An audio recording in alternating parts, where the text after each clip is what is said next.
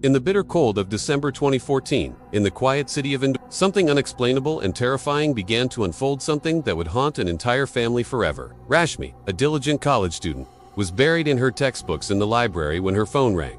It was her mother, her voice, panicked. Her younger brother Deepak had been in a serious accident. His bike had collided with a speeding vehicle. Bloodied, broken, and barely conscious, he had been rushed to the nearby hospital. The hospital was just minutes away from Rashmi's college. Without wasting a second, she gathered her things and ran out, heart pounding with fear. When she arrived, her family sat outside the ICU with blank, pale faces. The doctors were still working on Deepak. Hours passed. Finally, the doctor emerged, announcing that Deepak was out of danger. Relieved, Rashmi went in to see her brother, now moved to a separate room. But the moment she stepped inside, something felt off. Deepak was humming a strange tune, one Rashmi had never heard before. His gaze was distant, his smile unsettling. When she asked about the accident, he said nothing. It was as if he remembered nothing at all. And then, it began. Without warning, Deepak rose from his bed heavily injured. Yet moving on his feet, he limped toward the window and slowly placed one leg on the ledge. Rashmi froze, her breath caught in her throat. She cried out. He turned to her and smiled, but his face was no longer the one she knew. It had changed, distorted, hollow, lifeless. Before she could stop him, he climbed fully onto the window and jumped.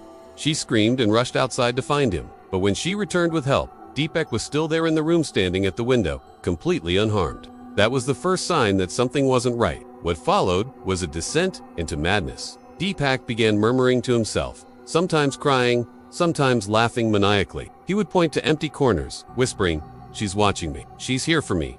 The doctors couldn't explain it.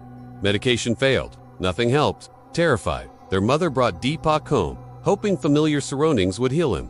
But things only got worse. At night, Deepak would sit by the window for hours, staring into the darkness. Once when Rashmi asked what he was looking at, he pointed directly behind their mother. But he wasn't pointing at her. He was pointing through her. "There's a woman," he whispered.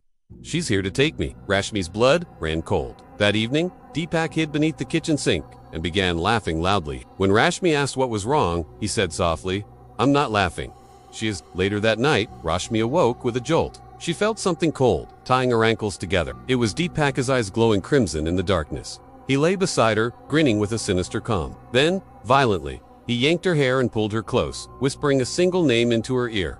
Priya. Rashmi blacked out. When she awoke, her feet were untied, but next to her on the bed lay the figure of a woman. Pale, still, cold. Rashmi screamed, waking the entire household. From the rooftop came Deepak's voice, muttering, shouting. When the family rushed upstairs, they found him talking to the air, staring into nothing, whispering as if in conversation with someone invisible. And then he turned to them, his face twisted into a grin. His voice, no longer his own, asked Rashmi, "So, how are your legs? Did you see Priya last night too?" Everyone stood frozen. Suddenly, Deepak lunged at Rashmi's strength, in whom he lifted her by her hair, screaming like a beast. When their father tried to stop him, Deepak flung him across the room with a single blow.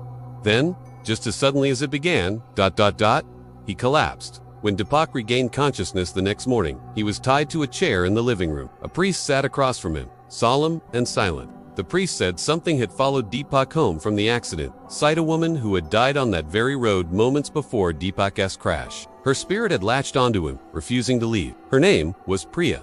The priest performed a cleansing ritual to release her soul. It worked, at least partially. Deepak was taken back to the hospital. His physical health improved, but the strangeness never fully left him. The family decided to leave Indore, hoping a new place would offer peace. And slowly, Deepak recovered. But sometimes, even now, he pauses and stares at dark corners. And when Rashmi asks what he's looking at, he simply says, "Nothing, just making sure she hasn't come back." If this chilling tale kept you on the edge of your seat, don't forget to like the video, subscribe to Kuni Monday, and hit the bell icon so you never miss a new nightmare. And tell us in the comments, do you believe spirits can follow us home?